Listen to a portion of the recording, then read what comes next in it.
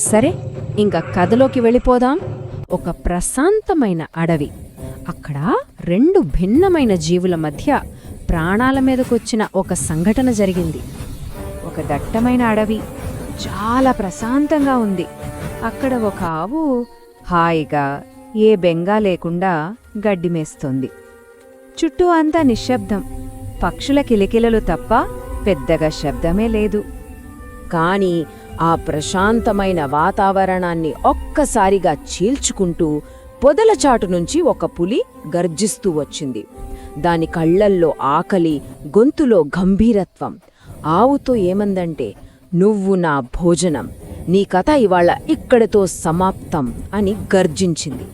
ఇక ఆవు పని అయిపోయిందనుకునే టైంలో కథలో అసలైన మలుపు వచ్చింది. భయంతో వణికిపోవడం మానేసి ఆ ఆవు ధైర్యాన్ని కూడగట్టుకుంది. ఆ క్రూరమైన పులి ముందు ఒక ప్రమాణం చేసింది. ఏంటా ప్రమాణం? ఆవు ఎంతో వినయంగా కాని ధైర్యంగా ఇలా అంది, "పులిరాజా, నేను నీ ఆహారమే కాదనను. కాని ఇంట్లో నా దూడ ఆకలితో ఉంది.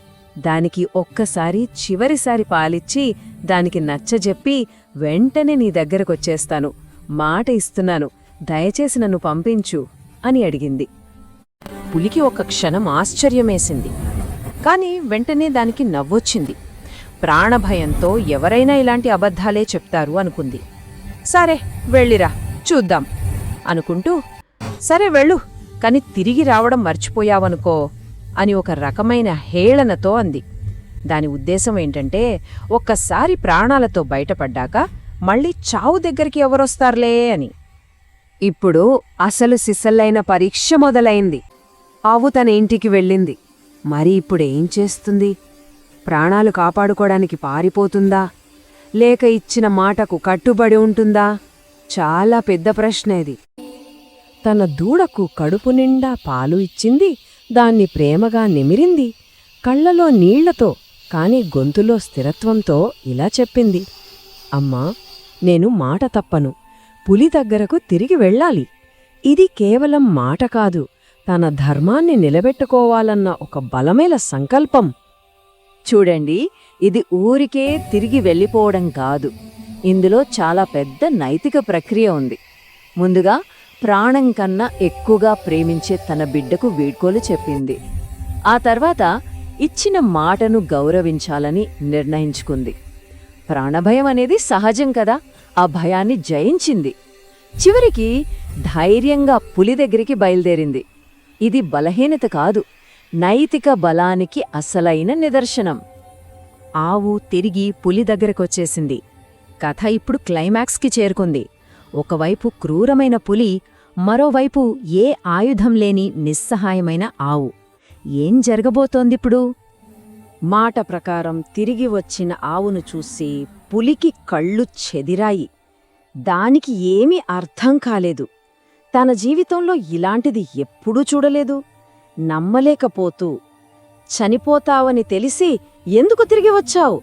అని ఆశ్చర్యంగా అడిగింది. దానికి ఆ ఆవు చాలా ప్రశాంతంగా, గంభీరంగా ఒకే ఒక్క సమాధానం చెప్పింది, "నేను మాట ఇచ్చాను. మాట నిలబెట్టుకోవడం నా ధర్మం." చూసారా, ఈ ఒక్క వాక్యంలోనే కథ మొత్తం సారాంశముంది. ఆవు నిజాయితీకి, ఆ మాటల వెనకున్న నిబద్ధతకి ఆ క్రూరమైన పులిగుండె కూడా కరిగిపోయింది. దాని ఆకలిని మించి ఆవు మీద గౌరవం కలిగింది. అందుకే ఇంత నిజాయితీ ఉన్న నిన్ను చంపి తినడం మహాపాపం. నువ్వు క్షేమంగా నీ బిడ్డ దగ్గరికి తిరిగి వెళ్ళిపో అని చెప్పింది. నిజాయితీకి ఉన్న శక్తి అంటే ఇదే. సో, ఈ కథ మనకు చెప్పే నీతి ఏంటి? చాలా సింపుల్. నిజాయితీగా ఉండటం, ఇచ్చిన మాటను నిలబెట్టుకోవటం, ఇవే జీవితంలో అన్నిటికన్నా గొప్ప గుణాలు. ఇవి మనల్ని ఇతరుల ముందు గొప్పవాళ్ళం చేయడమే కాదు, మన మనస్సాక్షి ముందు మనల్ని తలెత్తుకునేలా చేస్తాయి. అసలు